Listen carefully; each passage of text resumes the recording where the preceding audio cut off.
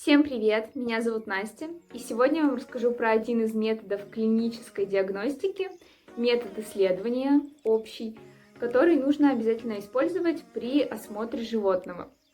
Этот метод — это аускультация. Аускультатио обозначает прослушивание.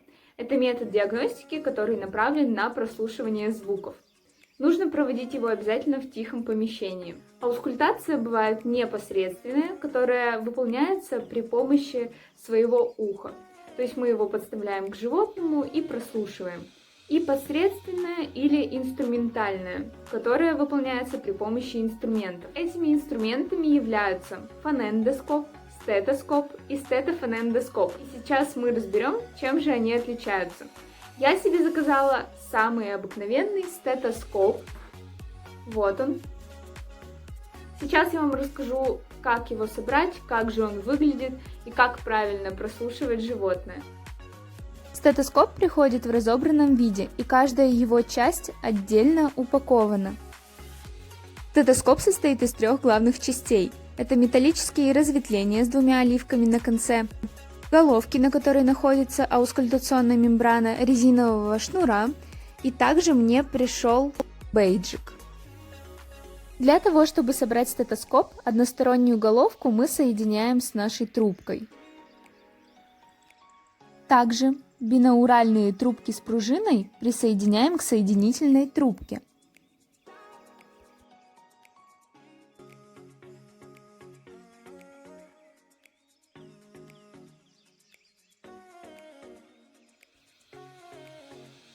Ну и по желанию присоединяем также бейджик, куда вы можете вписать свое имя.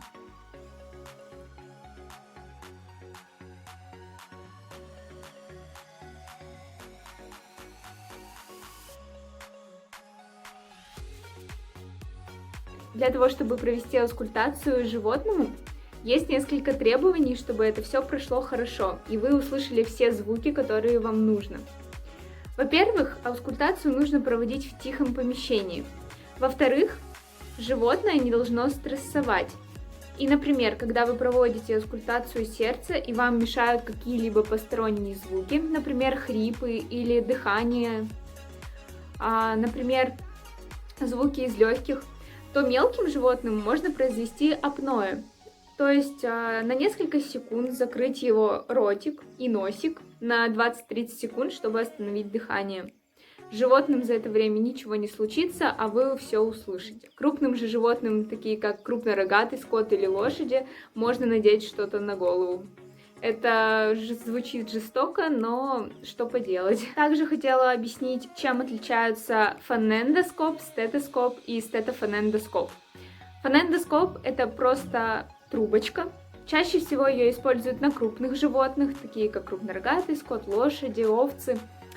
Один конец этой трубочки, он расширен, мы его прикладываем к животному, а другой конец, узкий, мы его прикладываем к уху. И так прослушиваем животное. Стетоскоп вы сами видели, а стетофонендоскоп, логично, из названия включает в себя стетоскоп и фонендоскоп. То есть у него еще есть одна такая палочка, которую нужно повернуть, чтобы услышать звуки.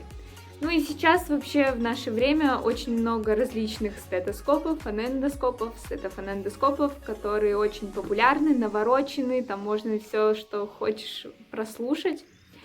Так что выбирайте и покупайте лучше сейчас, набирайтесь опыта и слушайте животных.